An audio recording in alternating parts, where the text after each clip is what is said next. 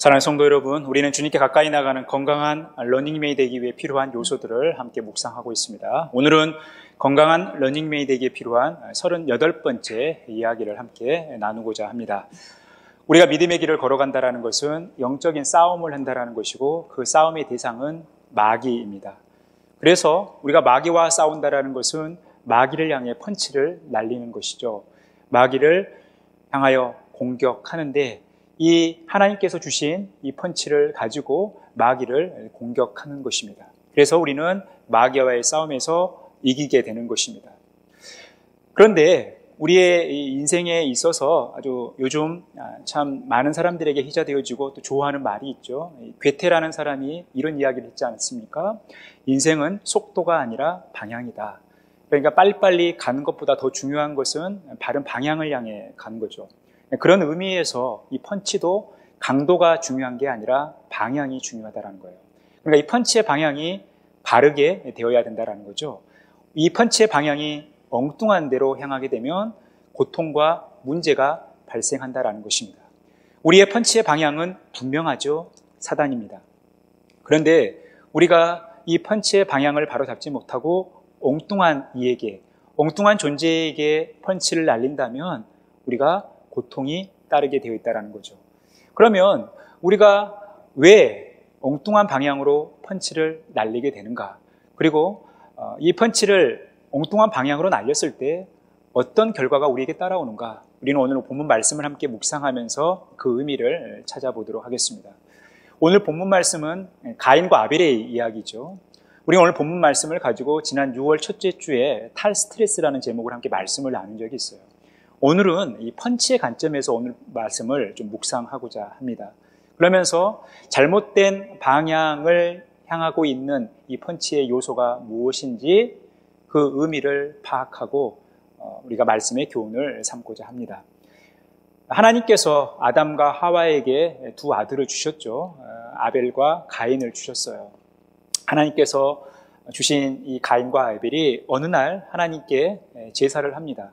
그런데 하나님께서 가인과 아벨의 제사를 다 받으시면 얼마나 좋겠어요.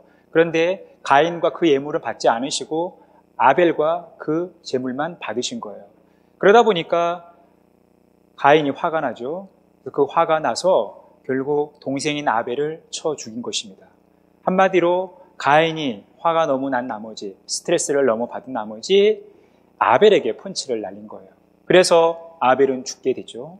그런데 이 가인이 아벨에게 날린 펀치는 아벨에게만 위해가 된 것이 아니라 자신에게도 큰 해가 된 것이죠. 자신에게도 고통이 따른 것입니다. 그런 관점에서 오늘 왜 가인은 엉뚱한 방향으로 펀치를 날리게 됐고 그 펀치의 후유증이 어떠했는가를 함께 살펴보도록 하겠습니다. 첫 번째, 좋지 않은 펀치의 요소는 안색이 변하는 것입니다. 오늘 5절 말씀해 보니까 가인이 몹시 분하여 안색이 변하니. 지금 가인은 너무 화가 나다 보니까 그 모습이 얼굴을 통해서 나타나는 거예요. 안색이 변했다는 거죠. 그 얼굴 빛깔이 바뀌었다는 거죠. 왜요? 그가 몹시 분하기 때문에. 몹시 지금 화가 나 있기 때문에 얼굴에 그것이 나타나는 것입니다. 여러분이 얼굴은 우리의 마음의 거울이죠. 우리의 마음의 상태가 우리의 얼굴을 통해서 나타나는 것입니다. 그래서 우리의 마음이 편치 않으면 이것이 얼굴을 통해서 나타나는 거예요. 또 우리의 몸 상태가 썩 좋지 않아도 얼굴을 통해서 나타나죠. 그러니까 얼굴만 보면 저분 오늘 컨디션이 좋지 않다. 몸 컨디션이 좋지 않거나 또 마음이 편치 않구나. 이것을 되게 알 수 있죠. 포커페이스가 아닌 이상은 대부분 우리의 마음의 상태가 얼굴을 통해서 나타나요. 우리 학생들이나 청년들이 좋아하는 게임이 있는데 마피아 게임이라고 있어요. 저도 그걸 늦게 알아서 그 재미를 알게 됐는데 저는 이 마피아 게임을 하면 늘 걸립니다. 이 마피아 게임의 묘미는 철저히 자신을 숨기는 거거든요. 자기가 마피아임에도 불구하고 시민인 척하고 시민인데 마피아 척하고 이렇게 해서 살아남는 거예요. 그러니까 웬만한 포커페이스가 되지 않으면요 굉장히 이게 쉽지가 않아요. 근데 저는 항상 이 게임에서 집니다. 이 표정 관리가 잘 안 되기 때문에 그렇죠. 저도 표정 관리가 잘 안 되는 사람 중에 대표적인 사람인데, 여러분, 우리가 표정 관리를 잘 해야 되거든요. 우리의 마음의 상태가 우리의 얼굴을 통해서 나타나기 때문에 그래요. 지금 가인은 자신의 마음이 편치 않았기 때문에, 몹시 화가 나 있기 때문에 그것이 얼굴을 통해서 나타나는 것이죠.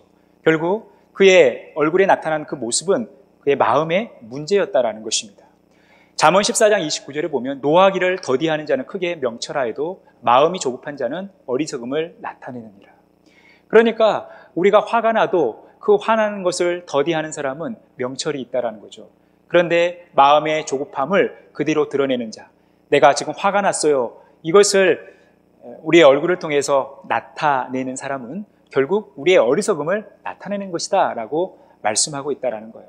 그래서 우리는 늘 마음으로부터 그 분냄을 할 수만 있다면 하지 않아야 된다는 거죠. 이것이 우리의 얼굴을 통해서 나타나기 때문에 그래요.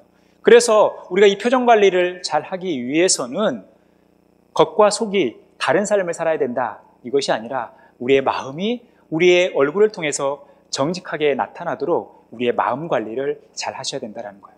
아무리 화가 나더라도 그것이 얼굴을 통해 나타나지 않도록, 또한 그 화가 우리의 얼굴을 통해서 표출되어 결국 나의 이 화가 계속해서 이어지지 않도록 이것을 관리하는 그 모습이 있어야 된다는 것입니다. 그래서 이 화를 우리가 풀지 못한다면, 해결하지 못한다면 어떤 일이 벌어지는가? 결국 펀치의 두 번째 요소가 나타나는 거예요. 바로 극단적인 행동을 한다는 것입니다.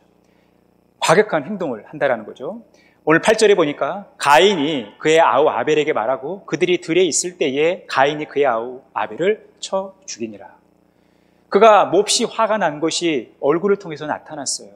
그런데 그 화를 그가 참지 못하고 그것을 어떻게 해결하지 못하니까 그의 행동으로도 나타나는 거죠. 결국 그가 극단적인 행동을 하는 것입니다. 동생 아벨을 쳐 죽인 것이죠. 과격한 행동이 나타난 거예요. 그러니까 우리의 마음의 문제를 여러분 해결하지 않으면요, 우리의 마음은 우리의 행동과 우리의 언어와 우리의 얼굴을 통해서 나타난다는 거예요. 그래서 오늘 이 가인은 그의 극단적인 행동이 결국 아벨을 죽이는 일로 나타난 거예요. 해서는 안 되는 일이죠. 여러분, 우리가 화가 나면 굉장히 이런 극단적인 행동들을, 과격한 행동들을 할 때가 많이 있습니다. 이것을 참지 못하고 그렇게 표출하는 것이죠. 여러분, 요즘 우리나라를 떠들썩하게 했던 사건이 뭡니까? 바로 묻지마 폭행, 묻지마 살인이에요. 바로 우리 옆 동네에서 일어났던 일입니다. 그러다 보니까 우리가 사람 만나는 게 조심스럽고 두렵죠. 옛날에는 전설의 고향, 이게 공포였고, 이 드라마를 한번 보고 나면 일주일간 잠을 못 자죠. 왜요? 꿈에 귀신이 나타날까봐 무서워서 잠을 못 자요. 그 후유증이 그렇게 갑니다. 그런데 요즘 여러분, 누가 귀신을 무서워합니까? 귀신보다 뭘 무서워해요? 사람을 무서워하지 않습니까? 그러니까 이 사람의 폭력과 범죄를 다루는 영화들이요, 훨씬 더 공포스럽다라는 것입니다. 우리 동네만 하더라도요, 굉장히 이런 술집이나 이런 게 굉장히 많아요. 그러니까 불금, 여러분 들어보셨어요? 불금, 불타는 금요일. 그러니까 젊은 사람들이 금요일 밤만 되면 불태운다라는 거예요. 술 마시면서 유흥을 즐기면서. 바로 그 현장이 바로 우리 교회 주변에 있어요. 제가 금요일 날 차량 운행 끝나고 한 10시 반 정도에 교회에 들어오면 사람이 얼마나 많은지 몰라요. 서울에 있는 젊은 사람들 이곳에 다 모여 있는 것 같은 그런 느낌을 받을 때가 있어요. 그 많은 사람들이 갖가지 모습을 드러내죠. 어떤 분들은 술에 취해서 자기 몸을 가누지 못하고, 또 어떤 분들은 다른 사람과 시비가 붙어서 싸우고 있고, 어떤 분들은 아무 데서나 변을 보고 있고, 이런 일들이 있어요. 그런데 그 많은 사람들 중에 멀쩡해 보여도 때로는 그중에 나에게 해를 가하는 사람들이 있다는 거예요. 나에게 폭력을 행할 수 있는 사람들이 있는 거죠. 우리가 그런 시대를 살아가고 있어요. 자기가 화가 났지만 그 화를 스스로 풀지 못하고 다른 사람들에게 해를 가하는 거예요. 여러분, 최근에 있었던 그 범죄에서 그 피해를 당한 사람이 그 가해자에게 무슨 피해를 줬어요? 뭐 화가 나게 됐어요? 원수지간입니까? 그렇지 않아요. 그냥 불특정 다수 중에 자기가 그 화풀이를 하고 있는 사람들을 선택해서 심지어 예고까지 하면서 내가 어디 역에서 누구를 죽이겠다라고 이야기까지 하는 이런 시대를 살아가고 있습니다. 여러분, 우리가 지금 그런 시대를 살아가고 있어요. 오늘 가인이 화가 났죠? 열이 받았어요. 누구 때문에? 하나님 때문에 화가 난 거예요. 하나님이 자기의 제사를 받지 않고 자기의 예물을 받지 않았기 때문에 화가 나 있어요. 그런데 그 화풀이를 누구한테 합니까? 만만한 아벨에게 하고 있어요. 그러니까 자신의 그 분을 참지 못하니까 자신보다 약한 대상자를 잡게 되고 그것을 과격한 행동, 극단적인 행동을 통해서 나타내고 있다는 거예요. 이게 지금 잘못된 펀치, 방향이 잘못되어 가고 있는 이 펀치의 모습이라는 것입니다. 우리가 펀치의 방향을 잘못 잡으면 우리 안에 분이 일어나고 결국 이것이 얼굴을 통해서 나타나며 우리의 극단적인 행위를 통해서 나타난다는 거예요. 그래서 우리는 이것을 늘 경계해야 합니다. 왜 그럼 이런 극단적인 행동을 나타내는가? 모든 사람에게 구원을 주시는 하나님의 은혜가 나타나 우리를 양육하시되 경건하지 않은 것과 이 세상 정욕을 버리고 신중함과 의로움과 경건함으로 이 세상에 살고. 여러분, 우리가 하나님의 은혜를 입었다라는 것, 우리가 하나님으로부터 구원을 받았다라는 것은 우리의 모습 속에 크게 세 가지의 특징이 나타난다는 거예요. 그것은 신중함과 의로움과 거룩함이라는 거예요. 경건함이라는 것입니다. 우리가 구원받은 하나님의 백성으로 하나님의 자녀로 살아간다는 것은 우리 안에 의로움과 거룩함 그리고 신중함이 있다는 거예요. 그냥 막 결정하고 막 판단하고 극단적으로 행동하지 않는다는 거예요. 내가 화가 났어도 내가 화가 나 있는 이 모습을 주님께서 과연 기뻐하실까? 내가 지금 하는 이 행동들을 하나님께서 원하실까? 주님이라면 어떻게 하실까? 여러분, 이것들을 생각하는 그 신중함과 여유가 있어야 된다는 거예요. 여러분, 우리가 화가 난 상태에서 함부로 결정하면 안 돼요. 화가 난 상태에서 우리가 그냥 무엇인가를 선택한다면 나중에 후회가 따른다는 거죠. 그래서 우리가 화가 난 상태에서는 절대 무엇인가를 결정하거나 선택해서는 안 된다는 거예요. 신중해져야 된다는 것입니다. 특히 하나님을 섬기는 우리들은 과연 하나님께서 원하시는 것이 무엇이고 나의 이 행위와 이 나의 생각을 하나님께서 기뻐하실까 한 번쯤은 하나님께 묻고 행동해야 된다는 것입니다. 그렇지 않으면 우리에게서 극단적이고 또 과격한 행동이 나타나고 결국 이것은 다른 이에게 엉뚱한 곳으로 우리의 펀치의 방향이 흐르고 있다는 것을 보여주고 있다는 것입니다. 왜 우리에게 이런 일이 벌어집니까? 이게 펀치의 세 번째 요소예요. 자신의 행동을 조절하지 못한다는 거예요. 자신의 행동을 컨트롤하지 못한다는 것이죠. 오늘 7절에 보니까 내가 선을 행하면 어찌 낯을 들지 못하겠느냐. 선을 행하지 아니하면 죄가 문에 엎드려 있느니라. 죄가 너를 원하나 너는 죄를 다스릴지니라. 우리가 선을 행하지 않으면 죄가 문에 엎드려져 있다는 거예요. 전에도 말씀을 드렸죠. 죄가 문에 엎드려져 있다는 것은 맹수가 지금 그 먹잇감을 잡기 위해 잔뜩 움츠려 있는 공격 준비를 하고 있는 상태라는 거예요. 우리가 적극적으로 선을 행하지 않으면 늘 죄가 우리를 호신탐탐 노리고 있다는 거죠. 오는 사자가 두루 삼킬 자를 찾는 것처럼 마귀가 우리를 그렇게 공격하려고 준비하고 있다는 거예요. 그래서 우리는 우리 자신들을 컨트롤해야 되는데 이 죄를 경계하는 삶을 살아가야 돼요. 그런데 우리가 이 죄를 경계한다는 것은 우리 안에 있는 분을 해결해야 된다는 것입니다. 그래서 에베소서 4장에 사도 바울은 분을 내어도 죄를 짓지 말고 해가 지도록 분을 품지 말라는 거예요. 그래서 마귀로 틈을 주지 말라는 것입니다. 우리가 늘 분을 가지고 살아간다는 것, 우리가 늘 화가 난 상태에서 살아간다는 것은 마귀에게 틈을 준다는 것이고 결국 우리 스스로를 컨트롤할 수 없고 마귀에 의해 우리의 삶이 움직여진다는 거예요. 그래서 우리는 늘 우리 스스로를 컨트롤해야 한다는 것이죠. 그런데 문제는 우리가 우리 스스로를 컨트롤할 수 없다는 거예요. 오늘 하나님께서 가인에게 계속해서 말씀하시죠. 그가 사고를 치기 전부터 너 그러지 말아라. 그러면 안 된다. 이미 알고 계시는 거죠. 가인의 마음을 알고 계신 하나님께서 그를 컨트롤해 주시려고 해요. 그런데 그가 그것을 거부하고 있어요. 그러면서 사고가 난 다음에도 하나님께서 그에게 회개할 기회를 주시지만 그것을 거부하는 그 모습을 보게 되는 거예요. 그러니까 여러분, 우리 스스로는 우리 자신을 절대 컨트롤할 수 없다는 거죠. 그러면 우리가 어떻게 우리 자신을 컨트롤할 수 있는가? 갈라디아서 2장 20절 내가 그리스도와 함께 십자가에 못 박혔나니 그런즉 이제는 내가 사는 것이 아니요 오직 내 안에 그리스도께서 사시는 것이라. 이제 내가 육체 가운데 사는 것은 나를 사랑하사 나를 위하여 자기 자신을 버리신 하나님의 아들을 믿는 믿음 안에서 사는 것이니라. 우리가 예수님 믿고 하나님의 자녀로 살아간다는 것은 우리 안에 예수님이 살아계시다라는 거예요. 우리 안에 성령께서 우리의 삶을 통치하신다라는 겁니다. 우리 스스로는 우리 자신을 컨트롤할 수 있는 힘이 없는 거예요.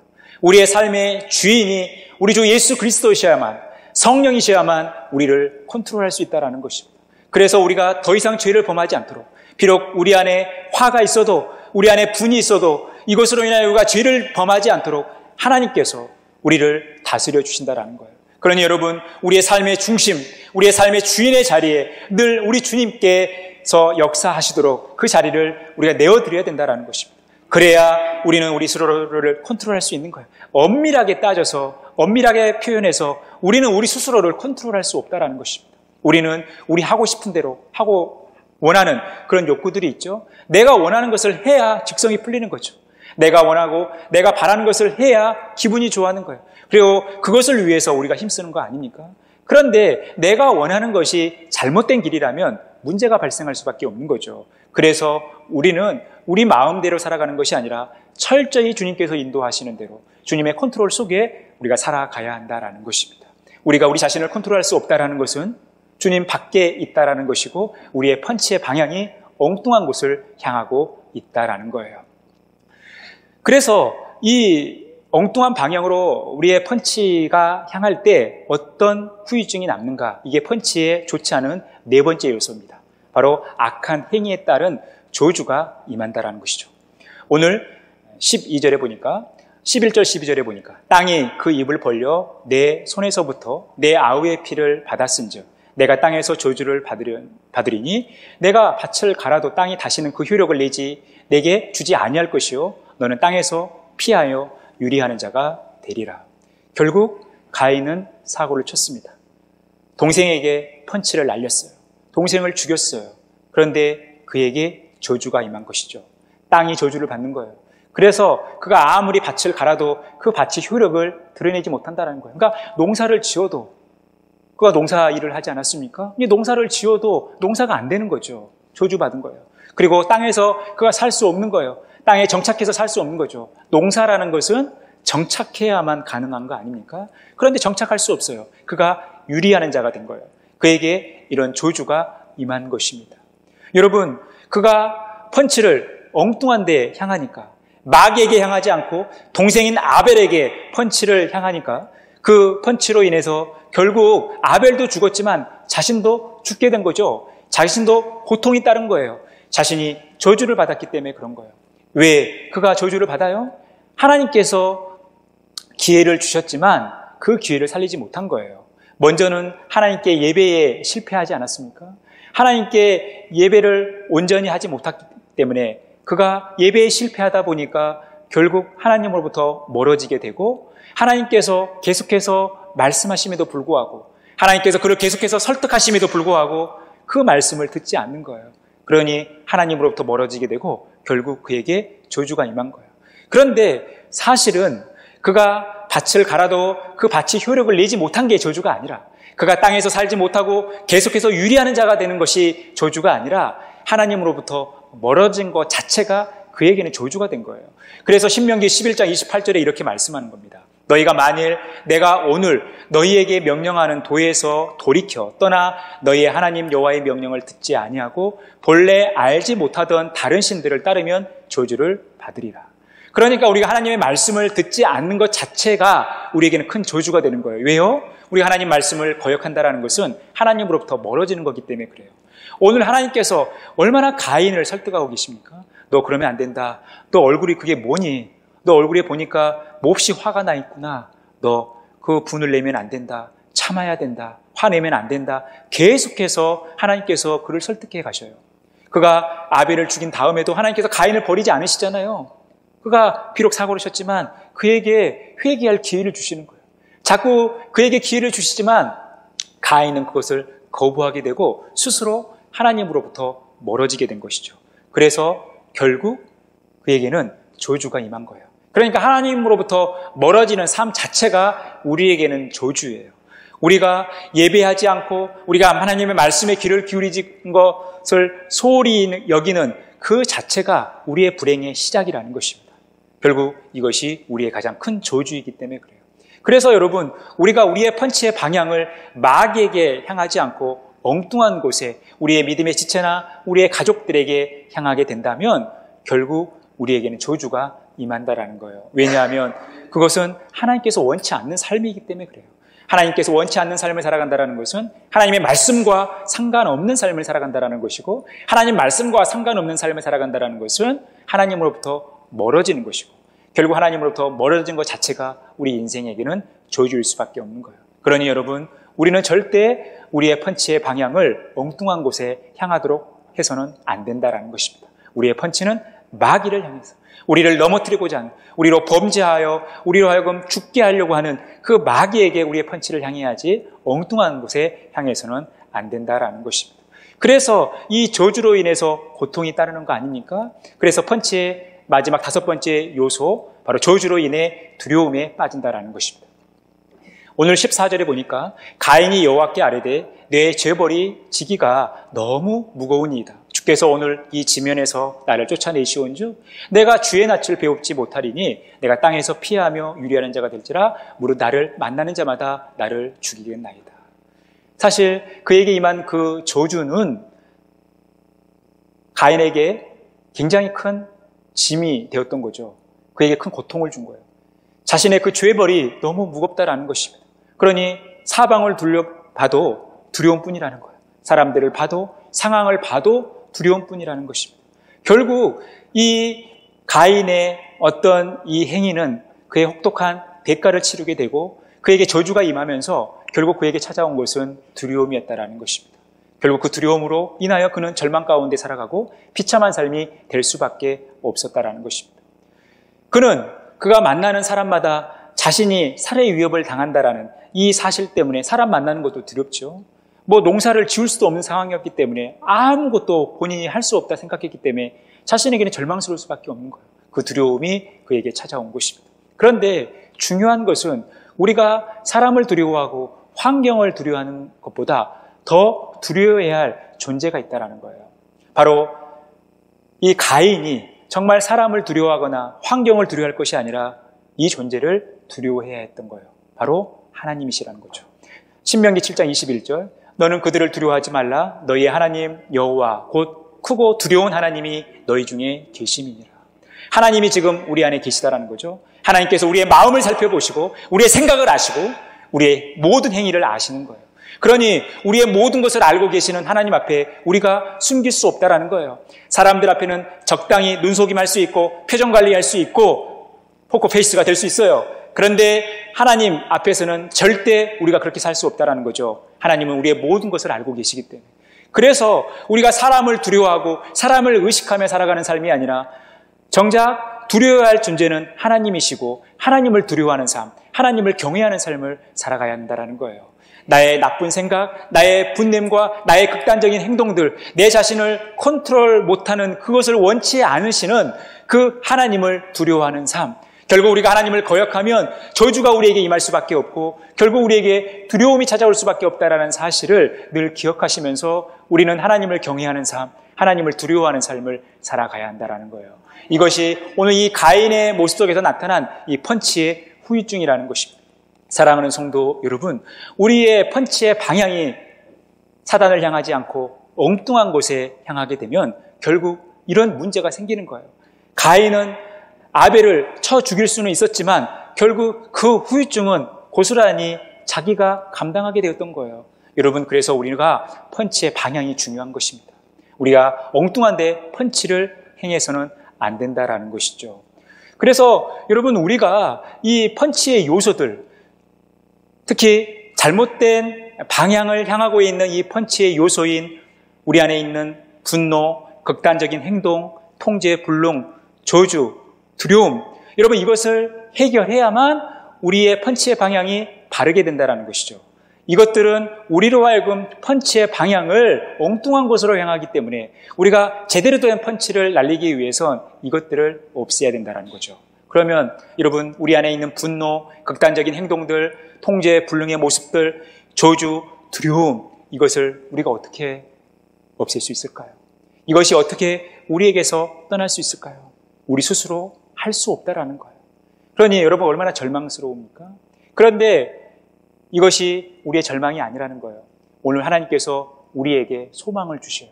우리 안에 있는 이 분노와 극단적인 과격한 행동, 그리고 통제 불능의 모습들, 또 저주와 두려움의 이 모습들을 하나님께서 친히 해결해 주신다라는 거예요. 이것이 우리의 소망이라는 것입니다. 그게 무엇일까요? 오늘 15절에 보니까 여호와께서 그에게 이르시되 그렇지 아니하다. 가인을 죽이는 자는 벌을 7배나 받으리라 하시고 가인에게 표를 주사 그를 만나는 모든 사람에게 죽임을 면하게 하시니라. 지금 가인의 삶 가운데 누가 개입하세요? 하나님이 개입하시는 거예요. 정말 절망스럽고 좌절할 수밖에 없고 저주와 두려움을 하여 그 공포 속에 살아가고 있는 가인에게 하나님이 찾아가시죠. 하나님께서 그를 사랑해 주시고 그를 배려해 주시는 거예요.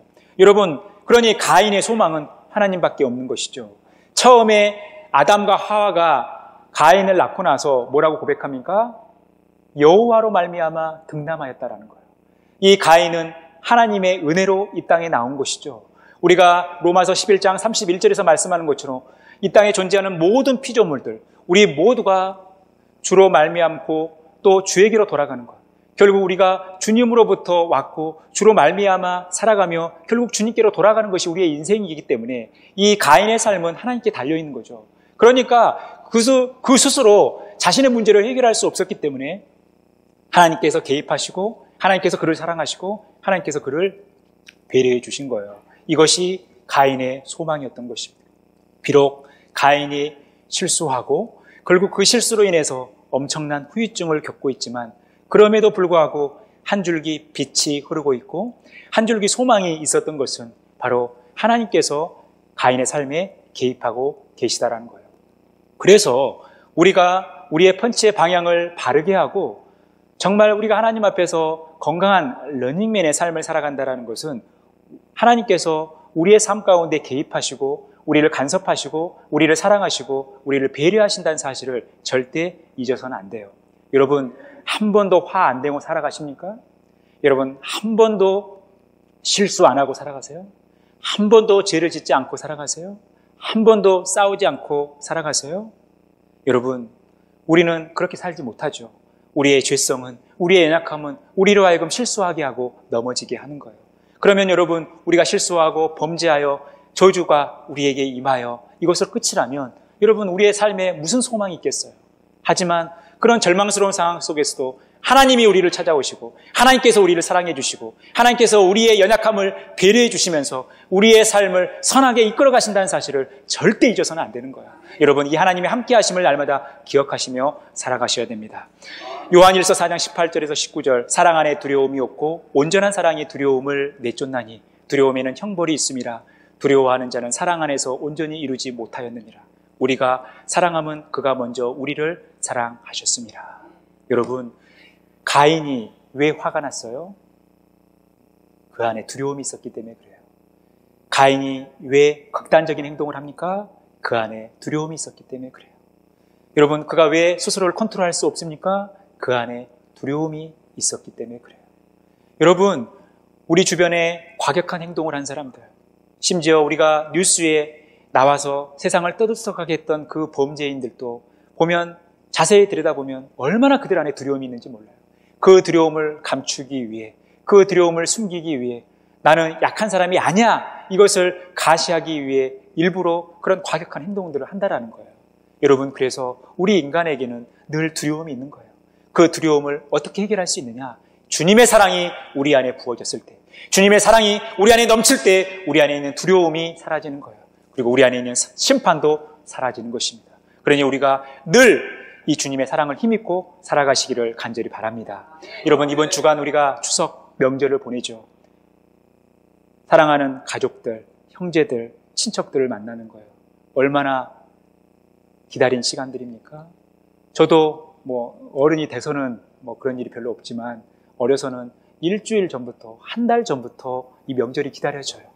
한 달 전부니까 달력 받아보면 제일 먼저 확인하는 것, 빨간 날짜 언제인가, 며칠이나 되나, 추석은 언젠가, 설은 언젠가, 이거 들여다보는 것이 우리의 모습 아닙니까? 여러분 솔직히 교회에서 달력 배부할 때 부활절 먼저 보십니까? 추수감사절 먼저 보십니까? 그렇지 않죠? 빨간 날 보시잖아요. 명절이 언젠가 이거 확인하시잖아요.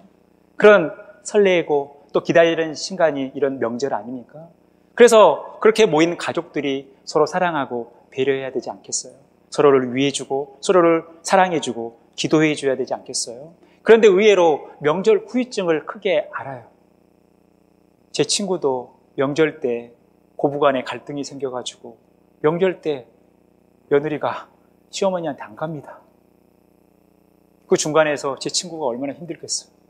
왜요? 명절 때 우리가 서로에게 펀치를 날려서 그러는 거예요. 우리 자녀들에게 강한 펀치 날리지 않습니까? 너 왜 결혼 안 하고 있냐? 결혼하고 싶어도 잘 안 되는데 왜 결혼 안 하고 있냐? 손주는 언제 날래? 내 친구들 만나는데 맨 손주 자랑하는데 나는 할 말이 없다. 나 동창들 모임 가기 싫다. 여러분, 우리 자녀들에게 엄청난 펀치를 날리는 거예요. 여러분, 그 후유증이 가족 전체에 영향을 미친다라는 것입니다. 여러분, 우리의 펀치의 방향이 바라야지 우리가 하나님 앞에 거룩한 삶, 경건한 삶을 살아가는 거예요. 우리의 펀치의 방향은 마귀를 향해야 된다는 거죠. 우리를 넘어뜨리려고 하는, 우리를 대적하는 마귀에게 우리의 펀치를 향해야지 우리의 가족과 우리의 지체와 우리 사랑하는 형제들에게 우리의 펀치를 날려서는 안 되는 것입니다. 펀치를 맞는 그 형제도 고통을 겪지만 결국 그 후유증도 내가 앓게 되는 것입니다. 사랑하는 성도 여러분, 우리가 주님께 가까이 나아가는 건강한 러닝맨이 되기 위해서 우리에게 필요한 것은 펀치의 방향을 바르게 하는 것입니다. 우리의 펀치의 방향은 분명합니다. 마귀를 향해야 되는 거예요. 엉뚱한 데 펀치를 날리지 않아야 돼요. 우리가 바른 펀치의 방향을 가지고 건강한 러닝이 되어 늘 믿음의 선한 싸움을 싸워 이겨고 또 주님 앞에 늘 거룩한 삶, 온전한 삶 살아가시는 저와 여러분의 복된 삶이 되어지기를 간절히 축원합니다.